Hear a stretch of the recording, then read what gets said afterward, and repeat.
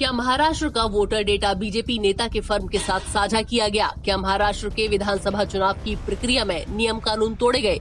मुंबई के एक्टिविस्ट साकेत गोखले के गंभीर आरोपों के बाद कांग्रेस पार्टी हरकत में आई है और जांच की मांग कर रही है। गोखले ने अपने ट्विटर अकाउंट पर खुलासा किया है कि चुनाव आयोग ने एक बीजेपी नेता की फर्म को अपना सोशल मीडिया का काम दिया। कांग्रेस का कहना है कि बात सिर्फ काम देने की नहीं है, बल्कि बीजेपी नेता देवांग दवे की कंपनी से वोटर डेटा साझा करने की भी है। पहला सवाल तो ये है कि ये जो काम जिस कंपनी को दिया था वो कंपनी कौन सी थी? वो कंपनी जब खुद कह रही है कि मैं भारतीय जनता पार्टी का पदाधिकारी हूँ और वो अपना पता इलेक्शन कमीशन के इश्तिहार में यूज़ कर रहे हैं, तो कोई मतलब ये तो बड़ी गंभीर बात है। कोई मतलब अंतर्गत है क्या कोई?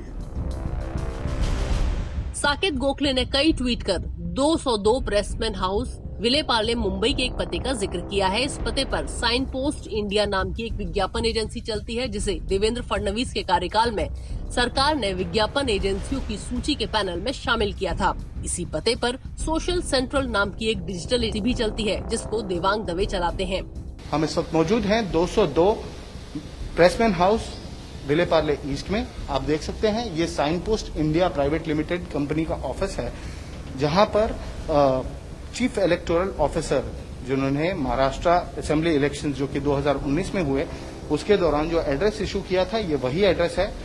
इसी बिल्डिंग में 6वें फ्लोर पर सोशल सेंट्रल नामक एक सोशल मीडिया एजेंसी का भी ऑफिस है, जो कि बीजेपी आईटी सेल के लिए काम करती है। ऐसा आरोप साकेत गोखले नामक एक एक्टिविस्ट ने लगाया है। उन्होंने ट्वीट कर ये कहा, ये सवाल उठाए कि क्या chief election commission of India ने बीजेपी आईटी सेल को हायर किया था या बीजेपी आईटी सेल के लिए काम करने वाली कंपनी को इलेक्शन कमीशन के लिए महाराष्ट्र असेंबली इलेक्शन 2019 के दौरान हायर किया था।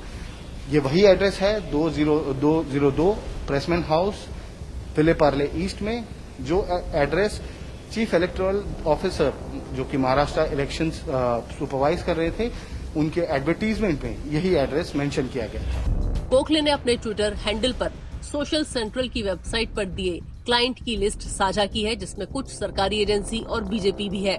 देवांग दवे ने अपने ऊपर लगे सभी आरोपों से इनकार करते हुए कहा, हम अपनी रोजी रोटी मेहनत से कमाते हैं, दलाली से नहीं।